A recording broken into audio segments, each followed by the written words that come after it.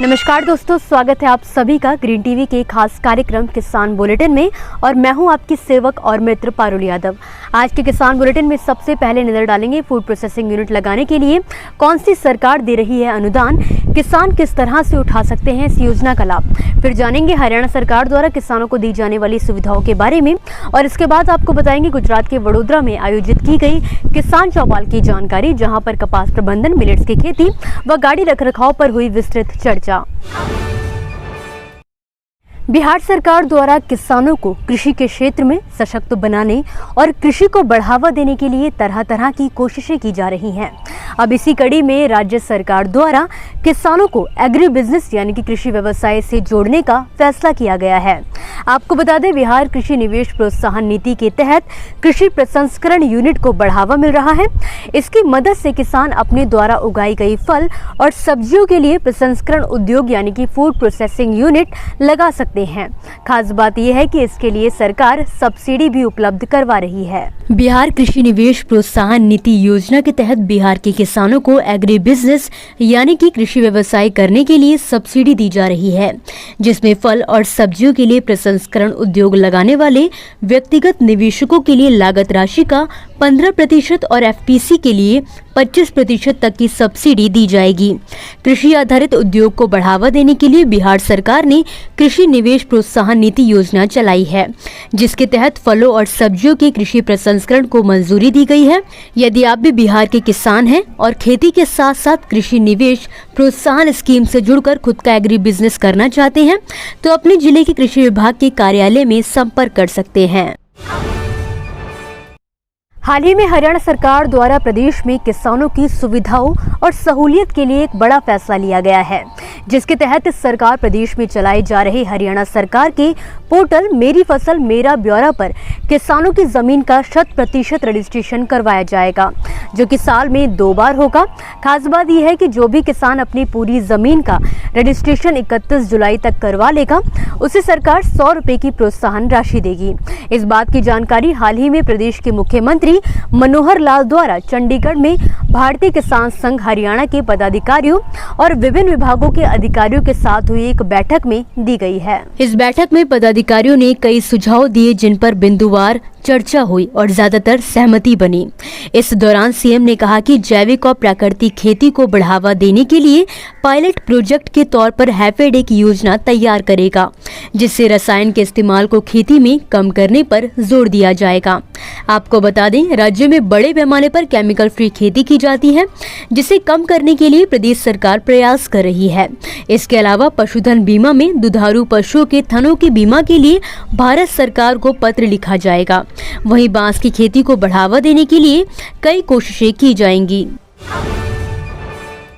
बीते दिन गुजरात के वडोदरा जिले में कृषि एवं किसान कल्याण विभाग गुजरात व जिला कृषि तंत्र वडोदरा के सहयोग से ग्रीन टीवी द्वारा किसान चौपाल का आयोजन किया गया, जिसमें किसानों के साथ कपास प्रबंधन, मिलेट्स की खेती व गाड़ी रखरखाव पर विस्तृत चर्चा की गई। कार्यक्रम में मुख्य अतिथि के तौर पर वडोदरा डिस्ट्रिक्ट बीजेपी के प्रेसिडेंट एवं बड़ौदा डेयरी के चेयरमैन श्री सतीश भाई एम पटेल और डिस्ट्रिक्ट पंचायत वडोदरा के प्रेसिडेंट श्री अशोक भाई आर पटेल मौजूद रहे। आपको बता दें कि ह्युंडई मोटर्स इंडिया लिमिटेड व धानुका एग्रीटेक लिमिटेड के प्रायोजन में इस कार्यक्रम का आयोजन किया गया था। कार्यक्रम की शुरुआत करते हुए कृषि सह निदेशक जेबी राठौड़ ने कपास की खेती में मिट्टी स्वास्थ्य को लेकर मिट्टी जांच व उपचार के बारे में जानकारी दी। वहीं धानुका एग्रीटेक लिमिटेड के डीजीएम सीएन पटेल ने किसानों को इंडिया का प्रणाम हर किसान के नाम कैंपेन के बारे में बताया। इसी के साथ धानुका एग्रीटेक लिमिटेड के सब्जेक्ट मैटर एक्सपर्ट मयूर अमेता ने कपास उत्पादक किसानों के लिए धानुका द्वारा की गई पहल से उन्हें अवगत कराया।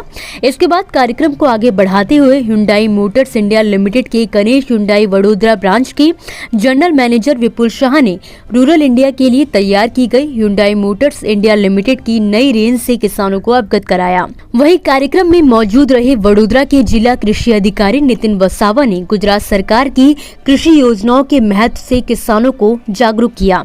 कृषि विज्ञान केंद्र गोला गंबड़ी वडोदरा के हेड भारत मेहता ने किसानों को मिलेट्स की खेती व इसके महत्व के बारे में बताया, जबकि वडोदरा के डेप्यूटी डायरेक्टर एक्सटेंशन चिराग एन पटेल ने किसानों को उपज की गुणवत्ता के महत्व के बारे में जानकारी दी।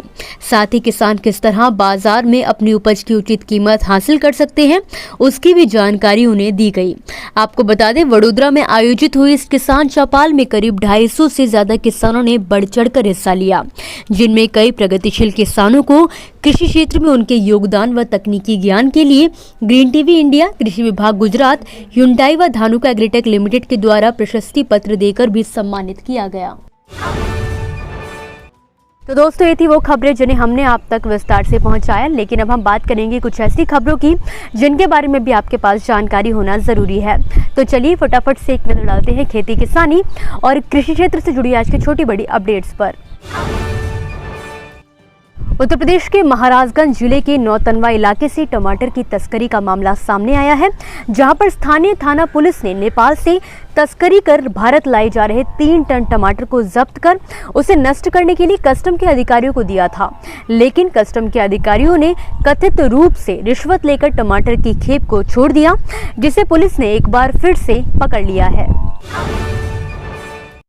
केंद्रीय गृह और सहकारिता मंत्री अमित शाह ने हाल ही में कहा है कि कृषि और ग्रामीण विकास के क्षेत्र में सहकारिता ही एकमात्र ऐसा आंदोलन है जिसके माध्यम से हर व्यक्ति को समृद्ध बनाया जा सकता है। पैक्स के मॉडल बायलॉज बनाए गए हैं, जिन्हें 26 राज्यों ने स्वीकार कर लिया है। उन्होंने कहा है कि अब पैक्स अनाज भंडारण का भी काम करेंगे। कहा जा रहा है कि सरकार ने 22 अलग अलग कामों को पैक्स के साथ जोड़ने का निर्णय लिया है। केंद्रीय कृषि मंत्रालय के अधिकारियों के मुताबिक 14 जुलाई तक इस साल देश के 123.18 लाख हेक्टेयर क्षेत्र में धान की बुवाई और रोपाई हुई है, जबकि 2022 के दौरान इसी अवधि में 131.23 लाख हेक्टेयर में रोपाई हो चुकी थी। यानी कि खरीफ सीजन की मुख्य फसल ही पिछले साल के मुकाबले 8.05 लाख हेक्टेयर पीछे है। वहीं उत्तर प्रदेश में पिछले साल के मुकाबले धान की रोपाई का रकबा काफी ज्यादा बढ़ा है। यहाँ पर इस बार 14 जुलाई तक 4.88 लाख हेक्टेयर में अधिक रोपाई हो की है। इस साल जहां टमाटर की कीमतों ने किसानों को लखपति बना दिया है, तो वहीं महाराष्ट्र के किसान तुकाराम गायकर और उनके परिवार ने 12 एकड़ के खेतों में टमाटर का उत्पादन किया था। खास बात यह है कि उन्होंने पिछले महीने से आज तक 13,000 टमाटर क्रेट की बिक्री से 1.25 करोड़ रुपए से अधिक की कमाई की है। उन्होंने बताया कि उन्हें एक क्रेट की कीमत करीब 2100 रुपए मिली है। औरंगाबाद जिले में 2 अलग अलग जगहों पर बिजली की चपेट में आने से 2 लोगों की मौत हो गई है। मृतकों में दाऊदनगर थाना क्षेत्र के फदरपुर गांव निवासी 45 साल के दिनेश कुमार और हसपुरा थाना क्षेत्र के हैबसपुर गांव निवासी 50 साल के किसान राजकुमार शामिल हैं। जानकारी के अनुसार दिनेश बधार में भैंस चुराने गया था, जबकि राजकुमार खेत में काम कर रहा था। तभी अचानक गिरी बिजली की चपेट में आने से किसानों की मौत हो गई। इसी के साथ आज के किसान बुलेटिन की बड़ी खबरों में फिलहाल के लिए बस इतना ही। आप मुझे दीजिए इजाजत और देखते रहिए ग्रीन टीवी। नमस्कार। देखिए ग्रीन टीवी यूट्यूब पर भी, बस सब्सक्राइब करें और बेल आइकन दबाएं।